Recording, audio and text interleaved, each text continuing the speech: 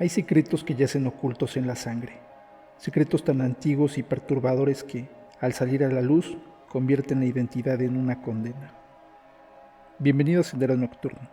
Yo soy Uriel y esta noche exploraremos uno de los relatos más oscuros, personales y simbólicos de H.P. Lovecraft, hechos acontecidos al difunto Arthur Jermyn y su familia. Escrito en otoño de 1920, fue publicado por primera vez en marzo de 1921 en la revista The Wolverine y reimpreso en abril de 1924 en Weird Tales, bajo el título de El Mono Blanco, por sugerencia del editor de la revista, situación que molestó mucho al propio Lovecraft. Este relato encierra una profunda inquietud del propio autor.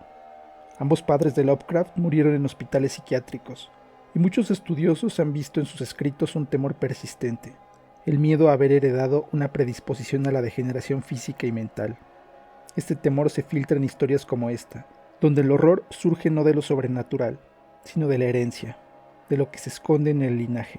En esta historia, la búsqueda de la verdad sobre los orígenes familiares lleva a su protagonista a descubrir un secreto tan monstruoso que lo empuja a un destino inevitable. Es un ejemplo perfecto del cosmicismo de Lovecraft, la idea de que el conocimiento profundo del universo, o de uno mismo, puede resultar simplemente insoportable. Sumérgete en la oscuridad, ya que esta noche abrimos los archivos malditos de una familia marcada por la sangre, el silencio y la verdad que nunca debió salir a la luz. Esto es Sendero Nocturno, y esta noche narramos hechos acontecidos al difunto Arthur Jermyn y su familia, de Howard Phillips Lovecraft. Capítulo 1. La vida es algo horrible, y por debajo de los antecedentes que de ella conocemos, asoman indicios demoníacos que a veces la hacen 1000 veces más horrible. La ciencia, bastante agobiante ya con sus aterradoras revelaciones, será quizá la que extermine en última instancia a nuestra especie humana, si es que somos una especie aparte, ya que su reserva de horrores inimaginables nunca podría resistirle a los cerebros humanos si la lanzara sobre el mundo. Si supiéramos lo que somos, haríamos lo que hizo Sir Arthur Jermyn. Arthur Jermyn se empapó de petróleo y prendió fuego a sus ropas una noche.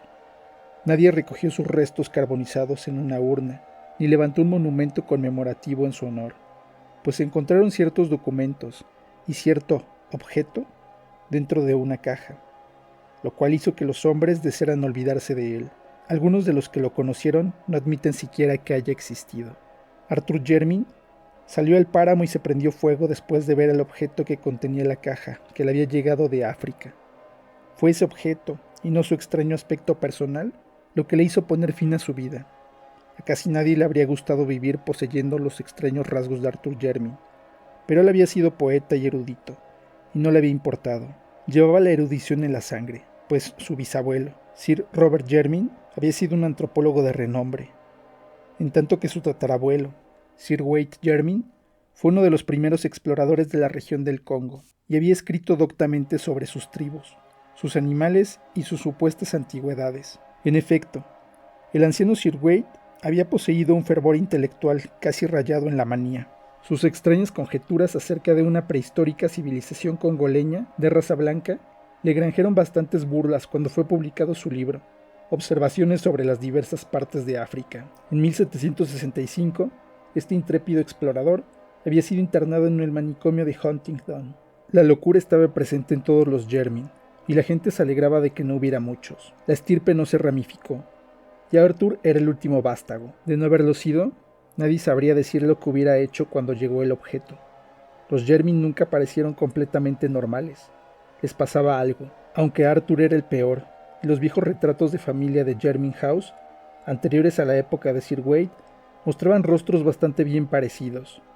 Sin duda alguna, la locura comenzó con Sir Wade, cuyas descabelladas historias sobre África eran al mismo tiempo la delicia y el terror de sus escasos amigos. Se adivinaba en su colección de trofeos y especímenes, tan diferentes de los que un hombre normal reuniría y conservaría, y se ponía de manifiesto de manera sorprendente en la reclusión típicamente oriental en que mantenía a su esposa. Esta, había dicho él, era hija de un comerciante portugués que había conocido en África, al que no le gustaban las costumbres inglesas.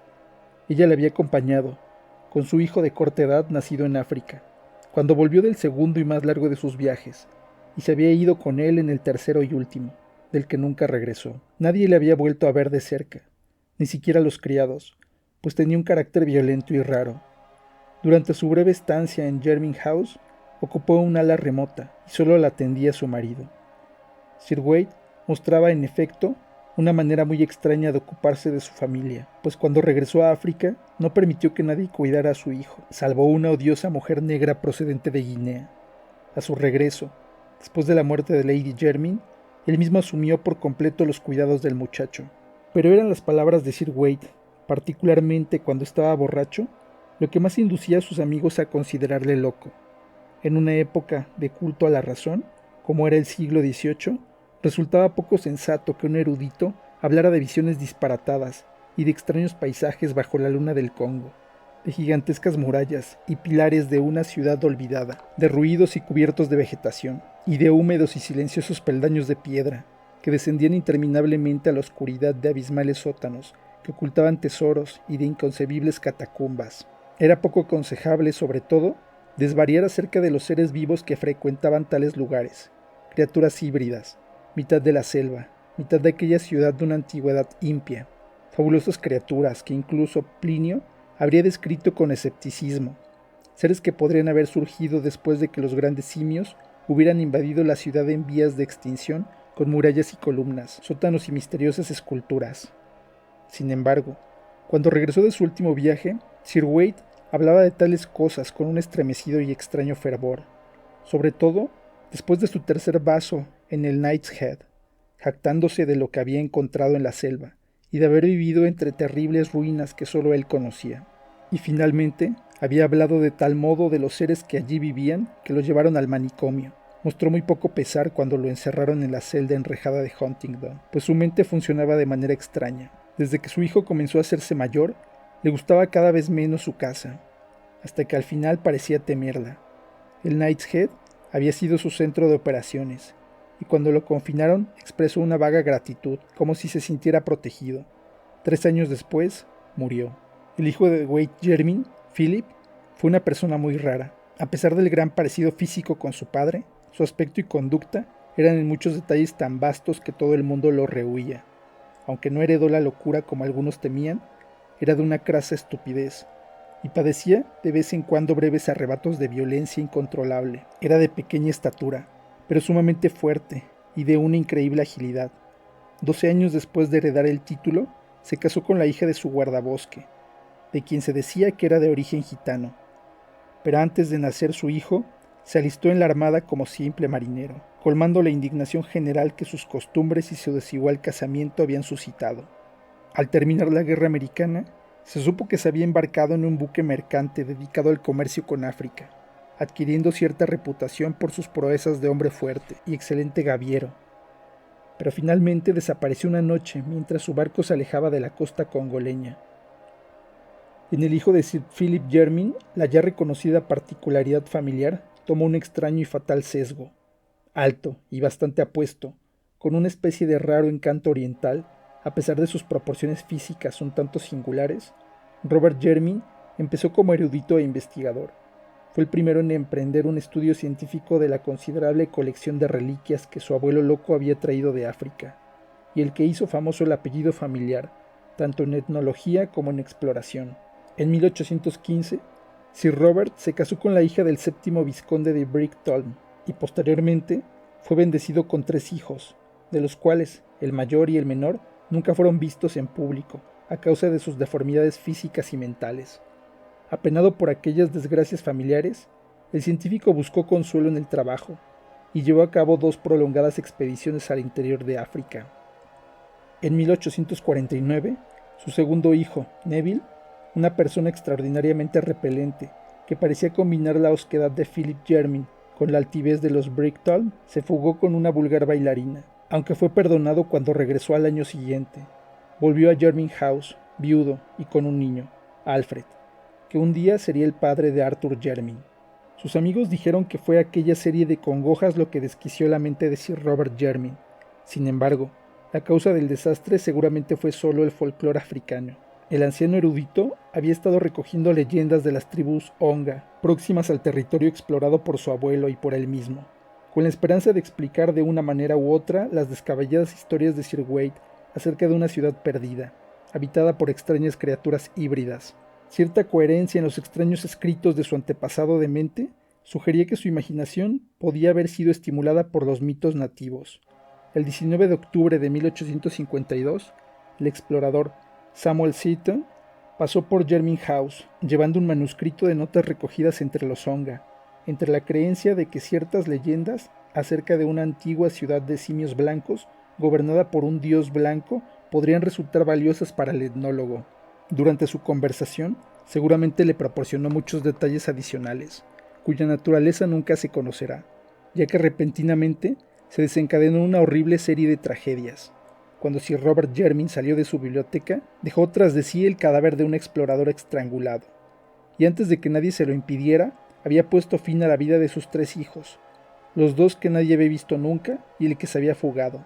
Neville Jermyn murió defendiendo con éxito a su hijo de 2 años, que al parecer también estaba incluido en el terrible plan asesino del anciano. El propio Sir Robert, tras repetidos intentos de suicidio y una obstinada negativa a emitir ningún sonido articulado, murió de apoplejía al 2.º año de su confinamiento. Sir Alfred Jermyn era baronet antes de cumplir 4 años, pero sus gustos nunca se ajustaron a su título. A los 20 se había unido a un grupo de teatro de variedades, y a los 36 había abandonado a su esposa y a su hijo para seguir a un circo ambulante estadounidense. Su final fue bastante horrible. Entre los animales del espectáculo con el que viajaba, había un descomunal gorila macho de color más claro de lo normal, una bestia sorprendentemente dócil que gozaba de gran popularidad entre los artistas. Alfred Jermyn estaba particularmente fascinado por ese gorila, y en muchas ocasiones se miraban el uno al otro durante largo rato, a través de los barrotes que se interponían entre ellos. Con el tiempo, Jermyn solicitó y obtuvo permiso para amaestrar al animal, asombrando al público y a sus propios compañeros con el resultado obtenido.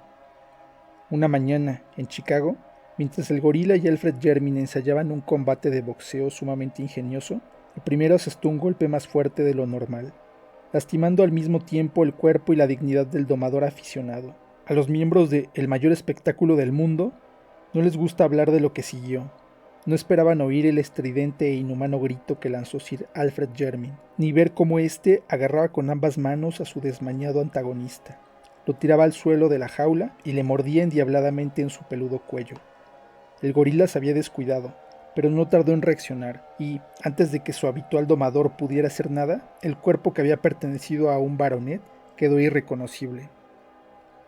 Capítulo 2. Arthur Jermyn era hijo de Sir Alfred Jermyn y de una cantante de music hall de origen desconocido. Cuando el marido y padre abandonó a su familia, la madre se llevó al niño a Jermyn House, donde no quedaba nadie para oponerse a su presencia. Tenía algunas nociones acerca de lo que debía ser la dignidad de un noble, y se ocupó de que su hijo recibiese la mejor educación que el escaso dinero que disponía le podía proporcionar. Los recursos de la familia eran en aquel momento desgraciadamente exiguos, y Jermyn House se había deteriorado de manera lamentable. Pero al joven Arthur le encantaba el viejo edificio y todo lo que contenía. No se parecía a ningún otro de sus antepasados, pues era poeta y soñador. Algunas de las familias vecinas que habían oído hablar de la nunca vista esposa portuguesa del anciano Sir Wade Jermyn manifestaban que sin duda se notaba su sangre latina, pero la mayoría de la gente se limitaba a mofarse de su sensibilidad ante la belleza, que atribuían a su madre cantante, a la que no aceptaban socialmente. La delicadeza poética de Arthur Jermyn resultaba aún más admirable a causa de su safio aspecto personal. La mayor parte de los Jermyn había tenido una apariencia sutilmente poco corriente y repelente, pero el caso de Arthur resultaba muy sorprendente. Es difícil decir exactamente a quién se parecía, pero su expresión, su ángulo facial y la longitud de sus brazos producía una sensación de rechazo en los que lo veían por primera vez. Lo que subsanaba el aspecto de Arthur Jermyn era su inteligencia y su carácter. Superdotado y culto, alcanzó los más altos honores en Oxford, y parecía destinado a recuperar la reputación intelectual de su familia. Aunque de temperamento poético más que científico, planeaba continuar el trabajo de sus antepasados en etnología y arqueología africanas, utilizando la realmente maravillosa, aunque extraña, colección de antigüedades de Sir Wade. Su mentalidad imaginativa Le llevó muchas veces a pensar en la civilización prehistórica, en la que el explorador loco había creído sin reservas, y urdía un relato tras otro acerca de la ignota ciudad en medio de la selva, mencionada en las descabelladas notas y sueltos de aquel, pues las nebulosas revelaciones acerca de una anónima y desconocida raza híbrida de la selva le producían una peculiar sensación, mezcla de terror y atracción, cuando especulaba sobre la posible base de tales fantasías y trataba de sacar algo en claro de los datos más recientes recogidos por su bisabuelo y Samuel Seaton entre los Onga. En 1911, después de la muerte de su madre, Sir Arthur Jermyn decidió proseguir sus investigaciones hasta el final. Vendió parte de sus propiedades para obtener el dinero necesario, organizó una expedición y zarpó con destino al Congo. Tras conseguir de las autoridades belgas un equipo de guías, pasó un año en el territorio de los Onga y los Kaliri, donde encontró muchos más datos de los que había previsto. Entre los Kaliri, conoció a un anciano jefe llamado Mngwanu, que no solo poseía una gran memoria, sino un excepcional grado de inteligencia e interés por las antiguas leyendas. Este anciano confirmó todas las historias que Jermyn había oído, añadiendo su propia versión de la ciudad de piedra y de los simios blancos, tal como se la habían contado. Según Mngwanu, la antigua ciudad y las criaturas híbridas habían dejado de existir, aniquiladas por los belicosos Mbagus, hacía muchos años. Esta tribu, después de destruir la mayor parte de los edificios y matar a todos los seres vivos, se había llevado a la diosa disecada que había sido el objeto de su búsqueda, la diosa simia blanca, que adoraban a aquellos seres extraños, y que según las tradiciones congoleñas, representaba la efigie de una princesa que había reinado entre ellos. Mngwanu no tenía ni idea de lo que podían haber sido exactamente aquellos seres blancos que parecían simios, pero creía que eran los que habían construido la ciudad en ruinas. Jermyn no fue capaz de hacer ninguna conjetura, pero mediante un minucioso interrogatorio logró enterarse de una leyenda muy pintoresca sobre la diosa disecada. La princesa simia, se decía, se convirtió en consorte de un gran dios blanco que había llegado del oeste. Durante mucho tiempo habían reinado juntos en la ciudad, pero cuando tuvieron un hijo se marcharon los tres. Más tarde, el dios y la princesa habían regresado, y cuando ella murió, su divino esposo había momificado su cuerpo y lo había guardado como una reliquia en un enorme edificio de piedra, donde era adorado. Luego se había marchado solo. Al llegar a este punto, la leyenda parecía presentar tres variantes. De acuerdo con una de ellas, no ocurrió nada más, salvo que la diosa disecada se convirtió en un símbolo de supremacía para cualquier tribu que lograra poseerla. Ese fue el motivo por el que los Mbangus se la llevaran. Una segunda versión hablaba del regreso del dios y de su muerte a los pies de su consagrada esposa. Una tercera hablaba del regreso del hijo, convertido en hombre, o simio, o dios, según el caso, pero ignorante de su identidad. Sin duda los imaginativos negros habían sacado el máximo partido de cualesquiera que fuesen los sucesos, que se ocultaban tras la extravagante leyenda. Arthur Jermyn no tenía ya ninguna duda sobre la existencia de la ciudad oculta en la selva, descrita por el anciano Sir Wade, y apenas se sorprendió cuando, a principios de 1912, descubrió lo que quedaba de ella. Aunque debían de haber exagerado su tamaño, las piedras diseminadas que todavía se conservaban demostraban que no se trataba de una simple aldea negra. Lamentablemente, no pudo encontrarse ninguna escultura, y lo reducido de la expedición impidió acometer el desbrozo del único pasadizo visible, que parecía descender a la red de sótanos que había mencionado Sir Wade. Habló de los simios blancos y la diosa disecada con todos los jefes indígenas de la región, pero tuvo que ser un europeo el que ampliara los datos que le había brindado el viejo Mngwanu.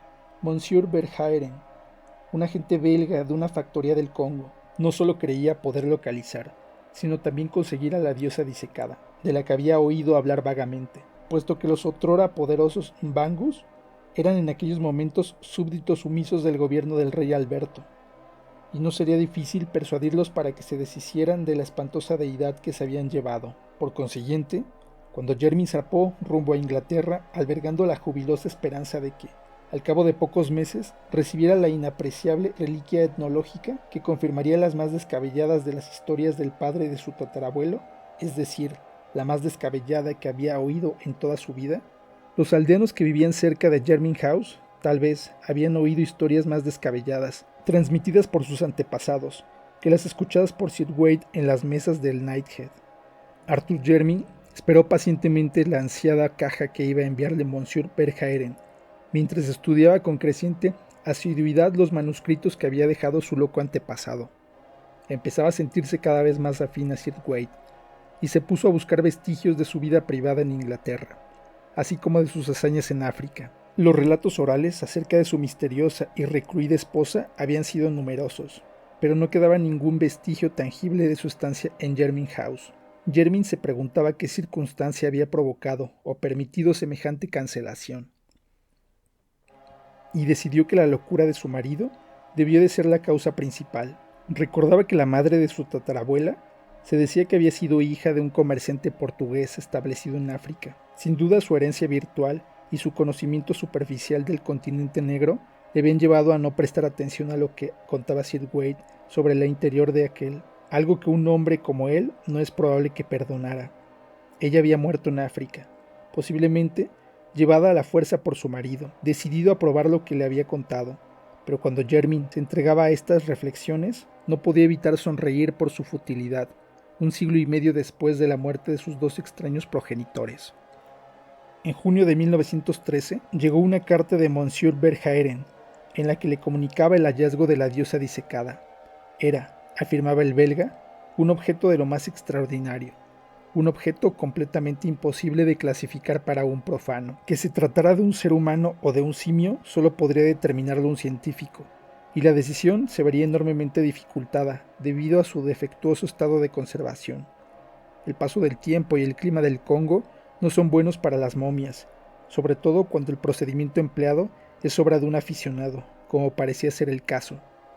Alrededor del cuello de la criatura se había encontrado una cadena de oro que soportaba un relicario vacío, sobre el que habían grabado un escudo de armas, sin duda una dádiva de algún viajero desventurado, que le arrebataron los embangus para colgárselo al cuello a la diosa a modo de amuleto. Al comentar el perfil del rostro de la momia, Monsieur Verhaeren sugirió una fantástica comparación, mejor dicho, expresó con humor que no le extrañaría lo mucho que le iba a impresionar a su corresponsal, pero estaba demasiado interesado científicamente para gastar saliva en balde con frivolidades. La diosa disecada, decía en su escrito, llegaría debidamente empaquetada alrededor de un mes después de recibir la carta. El objeto embalado fue entregado en Jermyn House la tarde del 3 de agosto de 1913 y fue inmediatamente trasladado al amplio aposento que albergaba la colección de especímenes africanos, según fueron ordenados por Sir Robert y Arthur. Lo que sucedió a continuación puede deducirse mejor a partir de lo que contaron los criados y de los objetos y documentos examinados posteriormente. De las varias versiones, la del anciano Soames, mayordomo de la familia, es la más amplia y coherente. Según aquel hombre digno de confianza, Sir Arthur Jermyn echó a todo el mundo de la habitación antes de abrir la caja, aunque el inmediato ruido del martillo y el escoplo indicaban que no demoró la operación.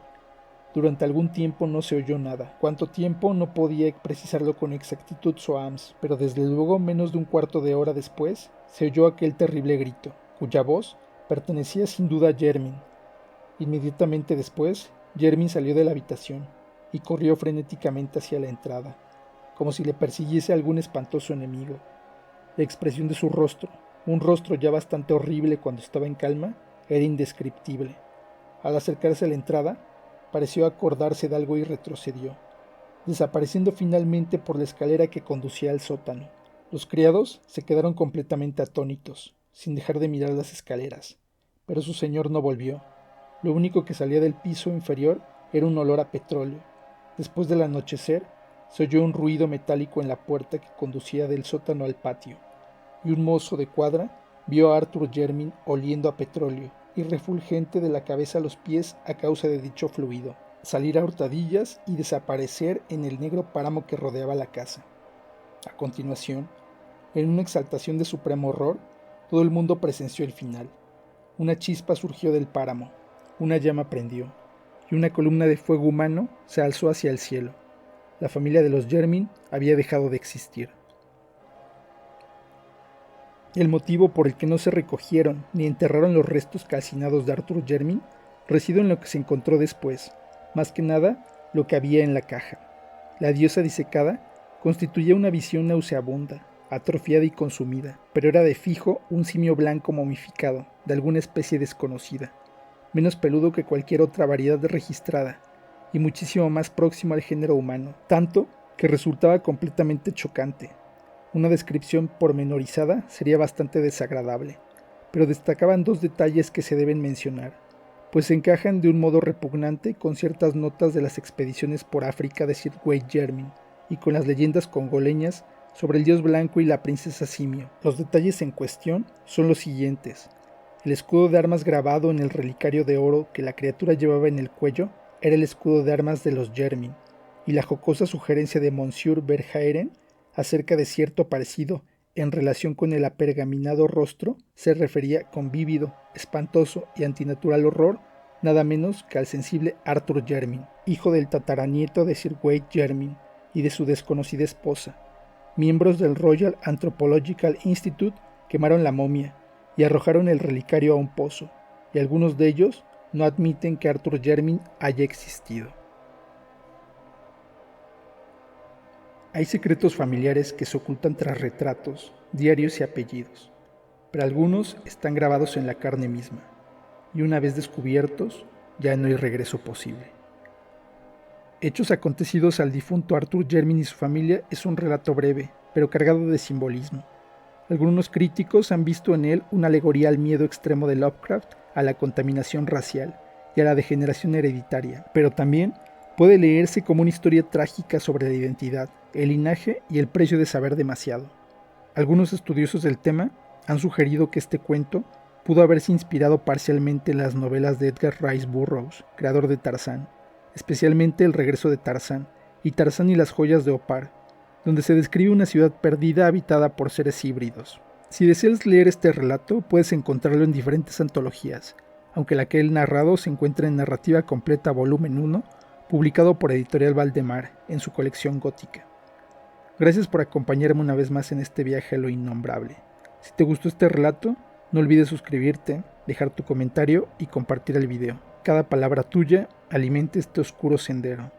Yo soy Uriel y te veo en el siguiente video.